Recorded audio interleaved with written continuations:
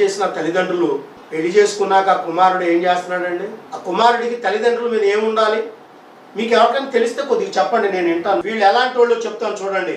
తల్లిదండ్రులు చూడక వాళ్ళు ఇబ్బంది పెట్టేటువంటి వాళ్ళు ఎవరో తెలుసండి? వాళ్ళు కొలస్సీలకు రాసినటువంటి పత్రిక 3వ అధ్యాయము 17వ వచనములో నుంచి ఇక్కడ ఒక విషయాన్ని మనం చూసినట్లయితే ఇక్కడ ఏమంటున్నాడు అంటే, మరియు మాట చేత గాని క్రియ చేత గాని మీరేమి చేసినను ప్రభు అయిన యేసు ద్వారా తండ్రి అయిన దేవునికి కృతజ్ఞతాస్తుతులు చెల్లించుచు సమస్తము ఆయన పేరట చేయుడి. నువ్వు ఏది చేసినా అంటే ఎవరు వీళ్ళు?